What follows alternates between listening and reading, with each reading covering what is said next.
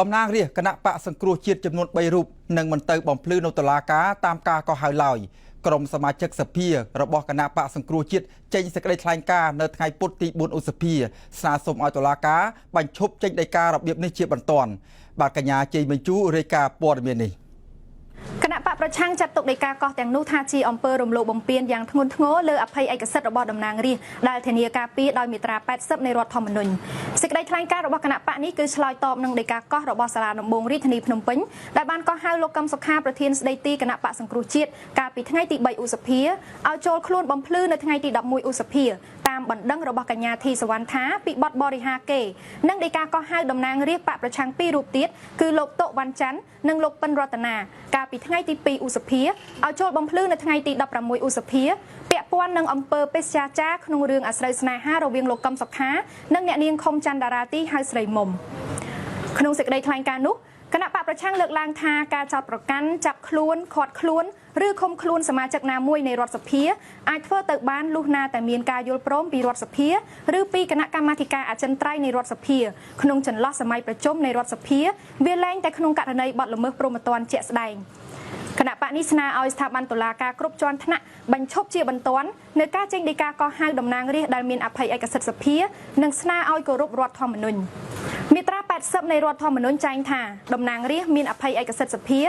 ហើយមិនត្រូវចោទប្រកាន់ចាប់ខ្លួនឃាត់ខ្លួនបានឡើយលុះត្រាតែមានការយល់ព្រមពីរដ្ឋសភាឬគណៈកម្មាធិការអចិន្ត្រៃយ៍រដ្ឋសភាក្នុងចន្លោះសម័យប្រជុំនៃរដ្ឋសភា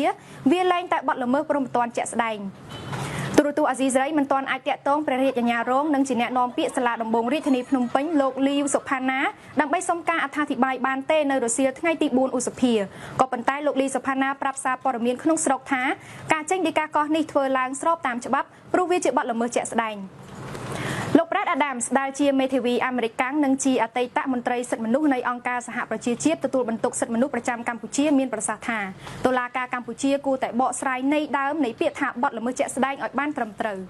The term in flagrante delicto means what it បទល្មើសជាក់ស្ដែងមានន័យថាអ្នកប្រព្រឹត្តបទល្មើសត្រូវគេចាប់បានក្នុងពេលកំពុងប្រព្រឹត្តបទល្មើសណាមួយហើយមូលហេតុដែលរដ្ឋធម្មនុញ្ញកម្ពុជាក៏ដូចជារដ្ឋធម្មនុញ្ញនៃប្រទេសដទៃទៀតអនុញ្ញាតឲ្យចាប់ខ្លួនមន្ត្រីដែលមានអភ័យឯកសិទ្ធិបានតែក្នុងករណីបទល្មើសជាក់ស្ដែងនោះគឺដោយសារថាបើមិនចែងដូច្នេះទេសមត្ថកិច្ចមិនអាចចាប់ខ្លួនបុគ្គលនោះបានទេក្នុងករណីបុគ្គលដែលមានអភ័យឯកសិទ្ធិនោះទៅប្រព្រឹត្តបទអក្រិតណាមួយបទល្មើសព្រហ្មទណ្ឌជាក់ស្ដែងគឺសំដៅទៅដល់ករណីដែលបុគ្គលណាមួយកំពុងប្រព្រឹត្តបទអក្រិតឬហិង្សាចោរកម្ម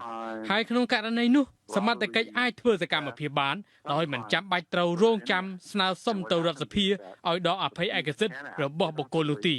ប៉ុន្តែបន្ទាប់ពីការចាប់ខ្លួននឹងមកបើសមត្ថកិច្ចចង់បន្តនីតិវិធីចោទប្រកាន់សមត្ថកិច្ចត្រូវស្នើទៅរដ្ឋសភាឲ្យដកអភ័យឯកសិទ្ធិរបស់បុគ្គលនោះបទល្មើសព្រហ្មទណ្ឌជាក់ស្ដែងមិនត្រូវគេយកមកប្រើក្នុងករណីបទចោទណាមួយដែលត្រូវបានប្រព្រឹត្តក្នុងអតីតកាលនោះទេដូចជាលើសពី2ម៉ោង5ម៉ោង2ថ្ងៃ5ថ្ងៃ6ខែឬ1ឆ្នាំមុននោះឡើយThe term in flagrante delicto ពាក្យបទល្មើសជាក់ស្ដែងជាពាក្យដែលមានន័យច្បាស់លាស់ប្រើនៅក្នុងប្រព័ន្ធច្បាប់ប្រទេសលោកខាងលិចហើយកម្ពុជាបានខ្ចីយកមកប្រើនៅក្នុងប្រព័ន្ធច្បាប់កម្ពុជាដូច្នេះគោលគំនិតដើមនៃពាក្យនេះមិនមែនជារបស់កម្ពុជាទេដើម្បីដឹងច្បាស់ពីអត្ថន័យនៃពាក្យនេះរដ្ឋាភិបាលត្រូវតែមើលតាមប្រទេសដទៃដែលបានប្រើប្រាស់អត្ថន័យនៃពាក្យនេះជាឯកច្ឆន្ទដោយអ្វីដែលខ្ញុំបានពិពណ៌នាមកហើយនោះ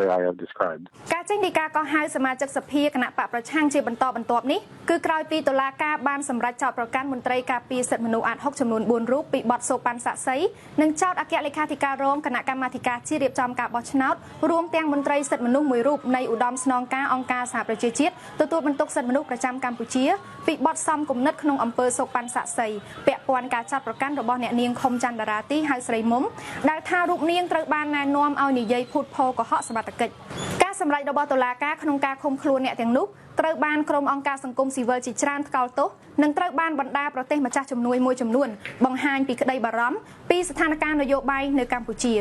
នាងខ្ញុំចេងមេងជូទូរទស្សន៍អាស៊ីសេរីរាយការណ៍ពីរាជធានីភ្នំពេញ